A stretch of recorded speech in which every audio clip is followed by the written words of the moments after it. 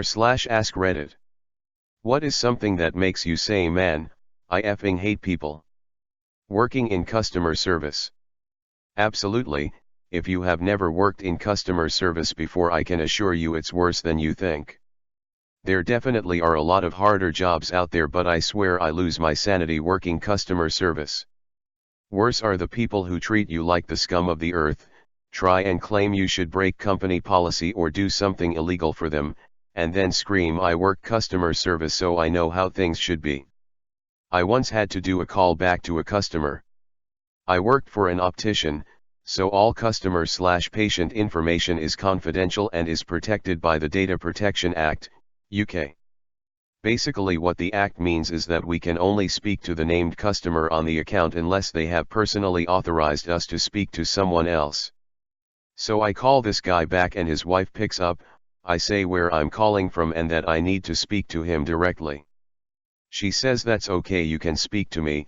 I explain that unfortunately due to the DPA I can't and will call back later if he's not available.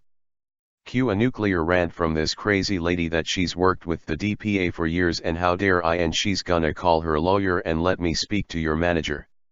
So I transferred her to my manager, who told her the exact same thing. I wonder if she ever did call her lawyer. I kind of hope she did, as they would probably have laughed her out of the building. I work in insurance. Deal with the same thing constantly. Well, I'm his daughter, so you can just tell me. No ma'am. I cannot because it's illegal. My favorite is when they threaten legal action and I tell them I'm ending communication until they submit a letter of representation from their lawyer. God, I loved doing that when I was a claims adjuster. I'm going to sue you. Well, per our contract you can't sue us, but if you retain a lawyer, send a letter of rep in. Months later, when they realize their lawyer is doing nothing and getting a cut, and they call us back wanting to talk. Man, we can't talk to you. What, you fired your lawyer? Okay, send us a letter saying you formally fired your lawyer, then we can talk. That is what killed my faith in humanity. Everyone wants it free and now, or I'll get you fired.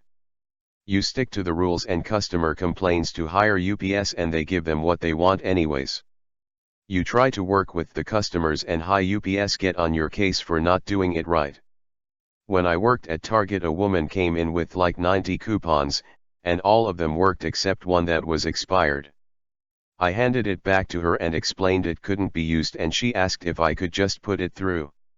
I told her I couldn't, but that the rest worked and she was saving about $150 already, hoping it would soothe her.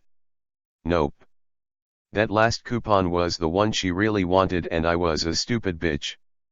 I called my manager over as this woman is literally screaming over this one coupon that I literally cannot push through without supervisor approval. It was over $10, and I'm panicking. Finally my manager comes over, I tell her it's expired, and she just puts it through. The customer complained to her about me and she wrote me up then and there, even telling the customer that she was taking care of me. Now ma'am, so don't worry. That manager needs to be fired into the sun. Since I've quit, I've debated going in there and wrecking her about 43,586 times. I really hate her. This wasn't even the worst thing she's done. Such a twat, that one.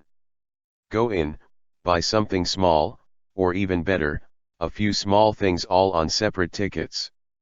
Keep the receipts, go home and take the survey on the bottom, put the manager on blast and give every aspect of the store a 1 except the poor soul who sold you the small goods. Those customer review surveys are what their jobs are based on to corporate, including the managers. Also, this way has the least casualties to the poor staff. I worked at a chain retail store and they were always getting calls from corporate about those stupid surveys. That's literally the fucking worst. They give you these guidelines and rules, but the instant an entitled piece of shit customer gets upset, all of it goes out the window. The manager gets to come down and be the hero while you look like an idiot for following the rules laid out for you. Even better when you get reprimanded for not instantly giving the customer whatever they desire. And the worst is that only the entitled get to break the guidelines. Whereas really genuinely nice people will come through and have an expired coupon and will just accept it, and those people I actually want to give the coupon to, but I have to follow store policy. But then someone else will come up, scream long enough that the rules shouldn't apply to them, and then they don't. Fucking nailed it. I hate how they reward whining and shitty behavior. All it does, it guarantee these people will continue to come in and make a scene to get free stuff. All it boils down to is management not wanting to do their job. Oh, you mean just apologizing to people for shit that isn't your fault? This is what pushed me past the point of no return. I've hated people from a pretty young age, but working in customer service for a decade, unable to get out of it, really ensured that I will never be able to not hate people. Customer service made me extremely cynical and pessimistic. It's honestly really shitty, but I can't help it. People do inconsiderate things and lie so much. There is much less natural good in the world than people assume. Everyone should do it at least once in their life, just to know truly how fucked humanity is. I often advocate that instead of mandatory military service we should have mandatory service industry service. People who litter. Especially when there is a bin literally a meter away. Kobe, oh shit, I missed the bin, might as well leave it there for someone else to pick up. Littering is not Mamba mentality.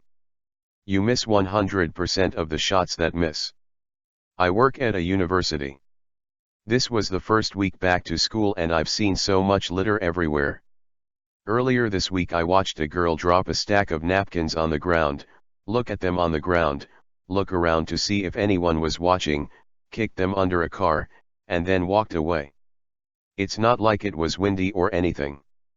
They were right by her feet. Yet I work for a university also, as a janitor, so, double whammy. Do you like to solve theoretical math equations after hours? All math equations are theoretical. People who litter but then act like they care about the oceans on social media.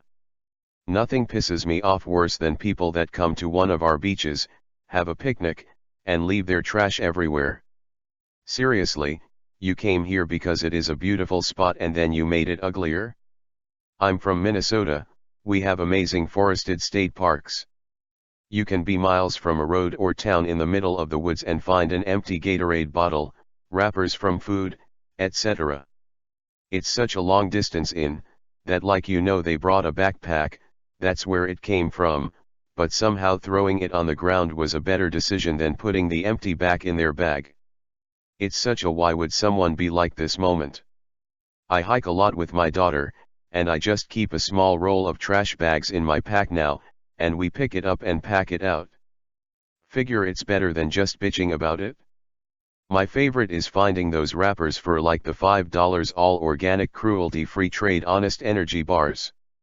Right, you care so much about the planet, buddy. I'll pick up your trash. I was on vacation at a beach in Jamaica and I watched a man finish his cocktail, get off his towel, and instead of walking to the trash can he walked to the ocean and threw his cup into the water. After a few minutes, he walked away to buy another drink. So I went into the water, fetched his cup, filled it with water and sand, and dumped it back onto his towel. Managers firing competent workers to secure their own position. Much worse is managers refusing to fire incompetent workers because they're lazy or don't want to stir the pot. I work as a programmer, this one guy in his 50s has been around 20 plus years, and he's a fucking moron. And by that I mean, he doesn't try, he gives up fast and easy, he comes over to ask you a question and looks down at you condescendingly as you try to help him. He doesn't know the most basic things. The one time we tried to get him to do something, he broke everything. He bitches all the time. And he's been employed for so long. It's insane. I know that guy. He finally got fired and was then hired as a principal engineer at another company. He's failing up. The other one that annoys me is when the ladder gets gummed up with these sorts of people at multiple levels. Oh, to move up you need to funnel through this position, but Steve is in that position, and he eliminates most of the people he can who threaten him. And the people above Steve, Don't want to have to fire Steve or move him somewhere else because he isn't competent enough to move up. But isn't incompetent enough to easily fire. And then they complain why they have no motivated people trying to move up. As a manager, I'm currently dealing with sort of the reverse situation. I have an incompetent worker who has a very high opinion of himself, and is always gunning for my position. When I have to shut him down / call out his incompetencies, I get to hear through the grapevine that he thinks I'm only attacking him because I know he could do my job. It's pretty gross. You frequently encounter people with skewed perceptions of themselves when you work in IT. My dog ran away 5 days ago and I've been posting on every website trying to find him. Someone posted him as found yesterday and someone else claimed him. Had to contact the police to help me finally get him back after 5 hours of headache because the person that found him blocked me and they were only trying to cooperate after the Facebook group that originally thought he was returned to his rightful owner put them on blast for stealing my dog. People fucking suck, man. Edit, forgot how to Reddit. Hey, race a picture of my little guy Sly Cooper. Also thank you so much for gold making my day a little better. Fuck that guy. With a cast iron skillet. Burning, up the ass. Is there any punishment? Once someone else claims him. Isn't that theft? Or kidnapping or something? Dog napping maybe? Is that not a crime? Edit, okay, dog equals property. Fair. Where's the punishment though? Even if it was a free dog, that's someone's best friend and companion. Feels like there should be a much bigger punishment than say a petty theft charge, no. Probably just misdemeanor larceny, depending on the estimated price of the dog. The dog would be legally viewed as property. That is beyond awful. I can't tell you how many times I've seen on social media, people find a dog or cat and just go, great. We're keeping it. And make no effort to find out who the owner is. I've never had a pet get away, but I understand that it can happen. Repairman, visitor, accident, sometimes it's just an oops. If I found an animal, I'd be posting and calling everywhere I could. That's probably somebody's treasure and they're heartsick over it. Plastic litter on nature trails is really fucked up to me. Like, how does one enjoy a nature trail and at the same time think it's okay if we all toss Gatorade bottles there? Plastic litter on nature trails is really fucked up to me.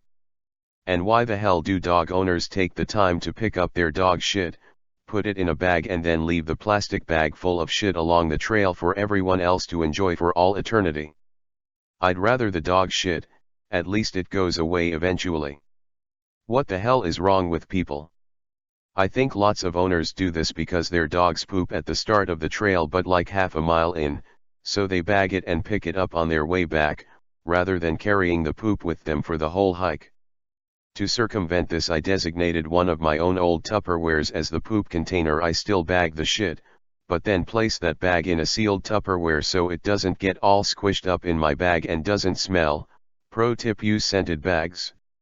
Some people might think this is overboard, but I honestly don't trust myself not to forget to pick up the baggie on my way out. Misspelled Tupperware.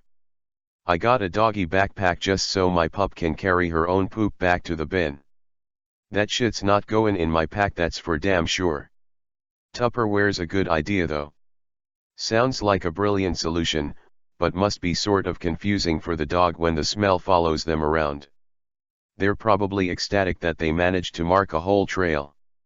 And that does not explain why these bags sit there for months. No one is going on that long of a hike. Bears got M. Here in Oregon there is a 10-cent deposit so they don't lay around for long anymore. Not that that forgives the lazy fuck who just tosses shit, but at least it helps that some people pick cans and bottles every day. Same here in MI. I moved out to Baltimore for 10 years where there is no deposit and wow, bottles and cans fucking everywhere. Come back here and they are rare like snow owls. Easy money for homeless people, so anyone who litters their cans and bottles is basically giving money to the homeless. Workplace politics. Period. Guess this common evil that makes working life a continuous, living medium-grade hell for every one of us struck a chord. This is my shortest comment that got the most upvotes, and lot of metal thrown at it, for the first time. Thanks a lot to all you kind anonymous Redditors for the platinum, gold, and silver. Got me a peep into r/platinum and r/lounge as well. Also rip my inbox.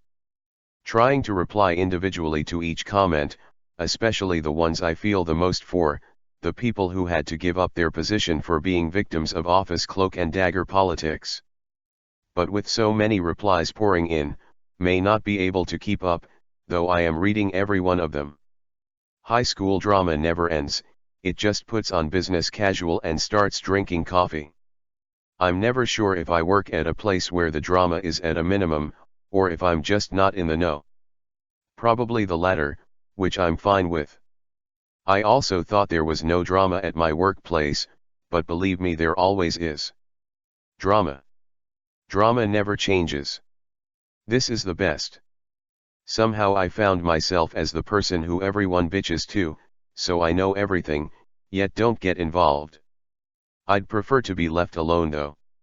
So much pettiness. I do love them all though. Great group. The less involved you are, the more likely people are going to look at you as either an impartial sponge for their rant or someone to preemptively convert to their side. I'm a similar type of person, just kinda listen and give the generic responses, but I really never have an opinion one way or the other. And if it was something that concerned me, I'd probably deal with it through the proper channels to actually deal with it reasonably, not bitch about it behind people's back, haha. Asterisk sips coffee, yup. No way. Wow. Really? That's crazy. Well shit. Huh. That sucks. Oh. I work in a small, windowless room with 8 people. They are all petty and bitter and have been here for years. The drama here is so ridiculous and nearly impossible to avoid or ignore. If you have the privilege of being unaware of your workplace drama, you are very lucky. I thought that my place was drama-free, turns out I am antisocial and never find out about the gossiping and stuff that happens. Somehow they say I am in an extramarital relationship with a co-worker. I believe this rumor started because I started talking to her. The catch is we talked about her husband. I was helping him find some stuff for his job. Wonder what other things this guys have said about me. I feel that HS drama stopped in university for me. It was like we were all playing at what we thought adults were like. Then when I started my office job, I realized that nope, it never ends. I think it comes from a place of boredom, gossip, and drama break up the monotony that is a desk job. You've come in early every single day since you started, we've given you a number of new job requirements that weren't a part of the position when you started, and you've done everything well enough that there have been no complaints, but we just can't give you that raise, because your position's title just doesn't dictate that we give you more. Also the company is in flux, don't you know? And even though the CEO's salary went up by $1 million this year, we just don't have the ability to give you $5,000 more a year. But if you keep doing your job as well as you have been, and you keep up with all the new things we keep giving you to do despite them not being really your job, well then maybe after another year, we can maybe have a discussion about maybe giving you more compensation. Maybe. This is my all-time favorite. You've done some great things over the past year, I have been so impressed with you. But you took time off last summer to donate your kidney, so the company is not doing well because of that time, so no one is getting a raise this year. But the VP got a real nice raise, because dumbass sent me the budget documents that included his salary amount, and other employees below me too. Apparently it was just me not getting the raise. Fuck that. I quit a few days later. Oh shit, I totally dropped the ball on this. Better blame Iron Man 288 for it. Big mistake, Karen. I have records of when I completed that work and passed it off to you for your part 6 weeks ago. Thanks for digging your hole deeper though, now it's more entertaining for me. CYA is the most valuable lesson you'll learn while working in an office. Get it in writing. It's mind-boggling. We have an electronic work tracking system and they'll be like, we sent it back to Iron Man 288 3 days ago, it's his fault it's late, but the same page shows they sat on it for 6 weeks prior to that. It's literally impossible to not have a record of when it was handed off though, and they'll still try even though there's no way they can do anything but make themselves look worse for lying about it. Co-workers are not friends. It sucks but it only takes getting stabbed in the back once to know it's true. Dude, tell me about it. I had this co-worker I was really close with and thought we were friends, then I get a group text from her gossiping about me to my co-workers and her dumb ass accidentally included me on it. That was super awkward for everyone. Needless to say I didn't talk to her unless I had to after that. Trouble is she sat next to me and constantly was trying to make up, nah. Office life equals middle school plus hierarchy. When a coworker decides to correct me by sending a passive-aggressive email and copying the boss and the whole group instead of just saying something to me privately and in person. I do this to people who straight up refuse to answer emails until their boss is copied. I send 10 emails, no response. I copy their boss and suddenly it's why didn't you come to me privately? Why didn't you just remind me?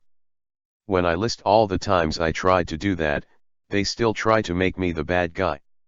Look, sorry it's embarrassing but I can't put my life on hold because I'm a lower priority to some people. Every time you send another email do it in response to the previous. That way when you CC their boss it'll be a 10 email deep chain of you not getting an answer. They'll get their act in gear next time, maybe. Except BCC the boss for the last 3 emails. That's brutal. I love it. My boss used to send out cryptic emails to the entire company about behaviors instead of speaking privately to the person. Things like reprimands for gossiping or reminders to have a positive attitude. It just made everyone wonder if she was talking about them. Nothing says leadership like making all your subordinates anxious rather than respecting a person enough to confront them on an issue. Had a boss once that sat right next to me. Little cube wall between us both facing the same way. He emailed me for a reprimand. I stood up and looked over at him and said okay. Had to move departments shortly thereafter. Fuck you, Barry. You were an idiot to work for.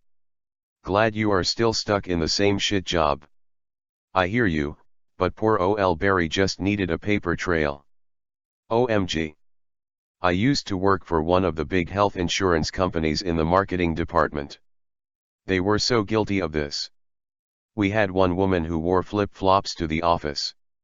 About 100 emails went out that summer about flip-flops being prohibited even though she was the only one wearing them. After putting everyone through flip-flop shaming for months, my boss finally told me they had confronted her and she had written permission because she had had foot surgery that had left her unable to wear conventional shoes. How much time and money was wasted on the great flip-flop incident? The woman wearing them ignored the memos because she had permission. I always love this when a simple hey, just letting you know 30-second chat turns into a goddamn department-wide meeting where everyone is summoned to listen to the correct procedure and then everyone wonders who messed up and it generates a bunch of gossip and now your boss is annoyed with you for having to deal with it.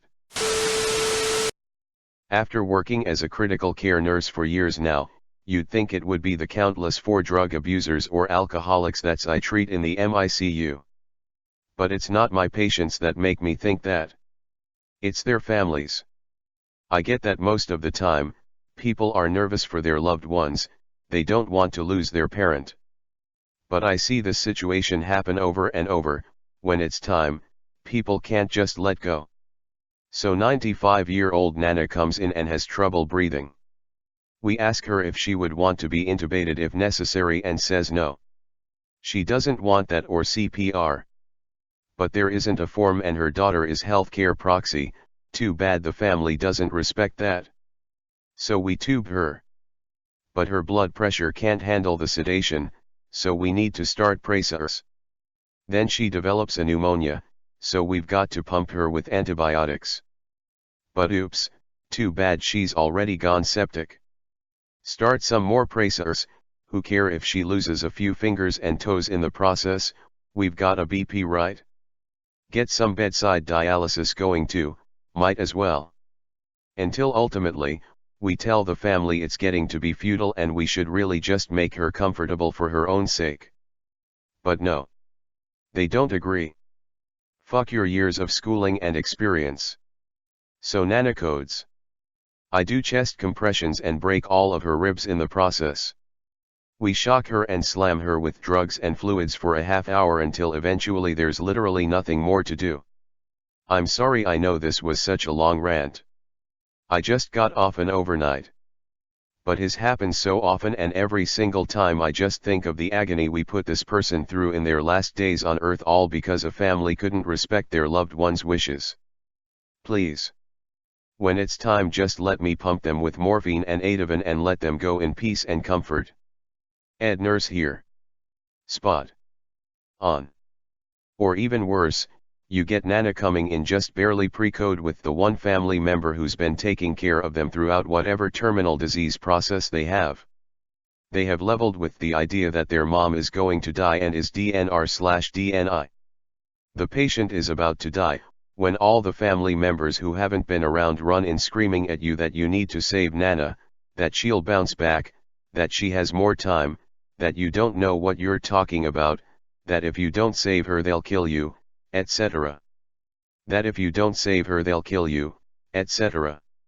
One security please. Escort this particular fellow out. But then that family member complains on the survey the family received a few weeks later. Your boss gets a copy of the survey and pulls you in asking why you gave the patient a poor experience during their time in your health system. For shame. Describing my dad's side of the family almost perfectly right here. The thing I don't get is that one of my aunts is a nurse, several of my cousins were in nursing school at the time, and they still threw all of this at my parents, who'd actually been around to take care of her, when they put my grandma on an amount of morphine that you only give someone who's gonna die. Well, yes. Do you not see the constant oxygen mask and inability to speak without a debilitating coughing fit, let alone move from the couch? Do you not see hospice care paying multiple visits? Hell, I was 16 and in high school during the vast majority of these shouting matches, and I could understand. Grandma is in pain, make it stop. My grandma died 2 weeks ago. And it was good. She was 88 years old, lived in her beautiful house with her orchard, her chicken, and her sheep. It's a small paradise. Her children helped her out when she got older. When she got sick, she was in hospital for 3 days, when family had to start thinking about moving her to a home. She died the next night, in her sleep. I'm just happy for her. And I miss her. My aunt did something similar to this when my grandmother lay sick. Grandma had recently been operated at her foot for cancer, after which she was confused and KO for several days, but then recovered. The doctor then told her, because he legally had to, that she had the right to do a security operation as they were unsure whether they got all of the tumor out, or something like that, hazy memory, and advised against it, as he thought it likely she would not recover a second time. My aunt, who, might I add, had been on holidays when Grandma was all confused and exhausted, then pushed her into doing that procedure so she would not have to worry about the tumor again in 5 or 10 years. So she did, and her body recovered, but her brain didn't. After a week of this, we called all of her other daughters, who lived on the opposite side of the country, to inform them of what was going on with their mother. One of them could not stand how condescending we were to her mother, who was, at this point, accusing my mother of locking her up in the night and stealing keys that were right in front of her. Fast forward to next week, my mom and my aunt are in a huge fight over putting all of my grandmother's medicine next to her bed, which at this point was a potentially deadly cocktail when taken together, so that she could take them on her own. My mother was fiercely against it, but my aunt did it anyway. The next day, my grandmother had to be driven to the hospital in the morning. Her usual doctor blew up in my aunt's face about charging her with attempted murder if she interfered with Grandma's meds again. Aunt never did that again, but continued to overestimate my grandmother's abilities. Acting like grandma was gonna live forever. But everyone else saw the writing on the wall at this point. She died in the middle of the night 3 months later. Good thing too, I wouldn't have wanted to see the shit show at the hospital if she had gotten there. Speaking as a veterinary nurse, I can totally relate as it applies to the way people can be so self-serving at the end of their pets' lives. Like no, you probably shouldn't pursue chemotherapy for your 17-year-old cat who also has diabetes and renal failure. Let the cat be comfortable with palliative care and do the right thing when its quality of life is clearly diminished. People seem to want to treat unbeatable illness out of guilt or pride, but really you are potentially just putting your pet through more misery. Edit. Lots of sad stories in these replies, thanks to everyone for sharing. To those asking me whether or not they made the right choice, it is completely up to you, your pet, your family, and your veterinarian. You know your pet's best, but also your veterinarian is not going to suggest euthanizing your beloved pet just because they are bored and ran out of things to do that day. The subject of euthanasia is broached only when it becomes clear that there is a degree of suffering that isn't going to get better. Please forgive yourselves for doing right by your ailing pets. Peace be with you. My daughter is pet sitting for a family whose elderly dog is in the worst shape I've ever seen an animal in. He's struggling to breathe, can barely walk due to arthritis and is suffering greatly. On the one hand I try not to judge because I know they love their animal, but fuck, it's inhumane. When my cat developed cancer this spring, I made it clear to my vet that when his quality of life started to decline, I wanted him euthanized. It's the compassionate thing to do. When my dog was 10, we had a massive fatty tumor removed from his side. It was the size of a kickball on an 80-pound golden retriever. We tried to avoid surgery, but it started impeding his ability to walk. The vet asked if we wanted it biopsied, but we declined. What are we going to do if it's cancer? Spend thousands on chemo and surgery to get a couple more months of life? Luckily the tumor was completely encapsulated and the dog lived for another 4.5 years. I felt this in my soul. 5-year ICU nurse here. I had to quit. We treat animals better than we treat elderly humans. It broke me. It must be hard to be so compassionate, and see that happen time and again. Thank you to all you nurses out there. Now go get some well-deserved sleep. This is my worst nightmare, honestly. I've told my family straight up. If I ever become terminally ill or fall into a coma, just let me go. I don't want to suffer because they don't want me to go, and I refuse to go through treatment. My mom's a nurse and has informed me that she'd do everything she could to make sure I was better.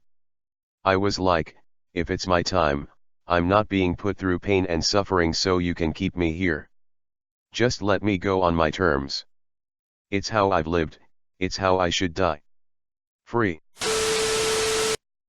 Might seem trivial, but it fucking drives me nuts when people get off an escalator and just stop and decide where they want to go next. It's like, I can't stop this thing, you need to keep moving. Also people who stand in doorways. Edit. Wow, I am so glad others feel the same. Also thank you, kind stranger, for my first gold. This happened to me at the airport a few weeks ago.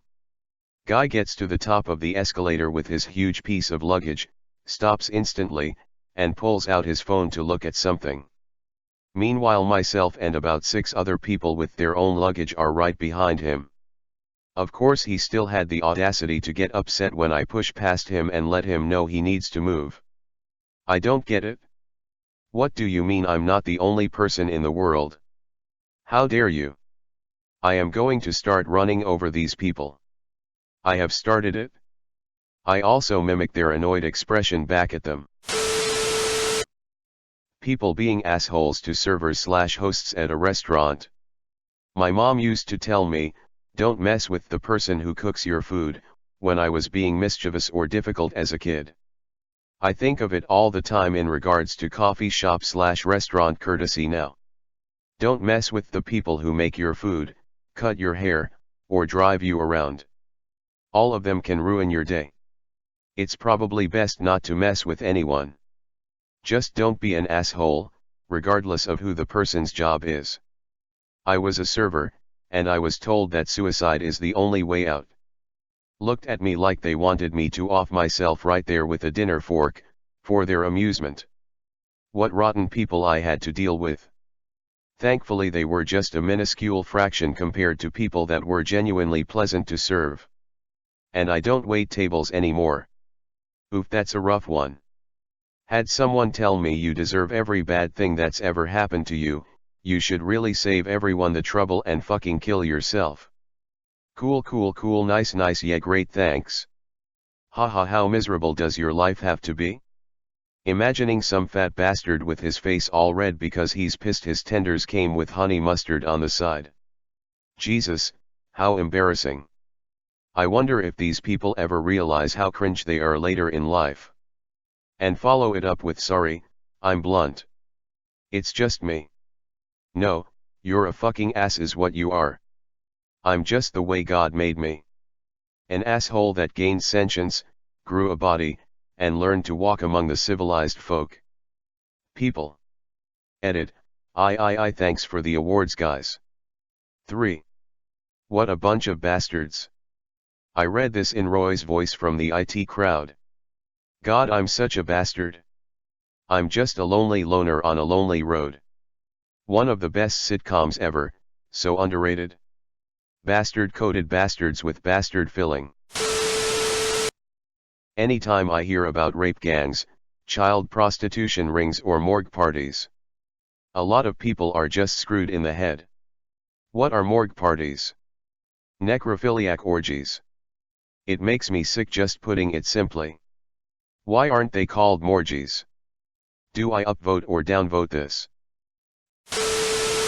People like Epstein were so brazenly breaking the law. The worst part of this is that Epstein was the ringleader, but there are currently dozens, if not hundreds, of pedophiles that were employing his services who will likely never see any kind of repercussions for their actions. Even when he was alive, they were already setting him up to be the fall guy. They're billionaires. This is what happens when humans can literally buy anything or go anywhere they want with a snap of a finger. They get bored, extreme boredom leads to extreme hobbies or extreme depravity. I'd like to imagine if I was a billionaire, I'd just enroll in college and be a perpetual student for the rest of my life. Edit, nah, I'm just fucking with you. If I was Bezos rich, I'd be motherfucking Darth Vader and rule the world with an iron grip and force all of humanity towards interstellar travel. Someone's got to make Star Wars happen. Edit 2, don't let your dreams be dreams. Donate $1 to my account to help me reach billionaire status. I'll be taking applications for TIE fighter pilots, stormtroopers, commanders, admirals, and orderlies. There's a place for everyone on the Death Star. We will crush our enemies, see them driven before us, and hear the lamentations of their women. For the glory of the Empire. Swear your allegiance to me and we will rule this world as father and son. Edit 3, why stick to just Star Wars? Under my vast empire I shall also institute the ancient Vulcan ritual of Ponfar. For many of you this will mean much less sex, but for most of you, Redditors, much more. Edit 4. Lately there have been quite a few instances of someone or potentially multiple people putting poisoned meat out near dog parks. There is absolutely no valid reason to do that and I hope they catch the asswipes. My colleague's dog died because of this. She was devastated. They call themselves dog hunters for some reasons. Man, if someone tried to hurt my dogs I'd fucking eat them. I totally get the John Wick movies. You killed the dog my dead wife left me, you stole my car, and burned my house down? Yeah. Some, if not all, of you fuckers deserve to die. Not me, but my friend lives in an area with a lot of stray cats. Every morning he would feed a few random strays in the area, play with them a little before going to work. A few neighbors of his does that as well. Recently a good number of the cats dropped dead, Apparently someone fed them poisoned meat or something of the sort. No one really has the clear details. He said it's heartbreaking to just wake up as usual, head out and see several cats and kittens lying dead. Where I live, a third world country, fairly recently someone donated bags of high quality dog food, pedigree and such, to a dog shelter. Turns out all the food was poisoned somehow and all the dogs in that shelter died and all their food went to waste as well because they mixed the new food with the older bags, so basically they ended up losing all the dogs and all their food.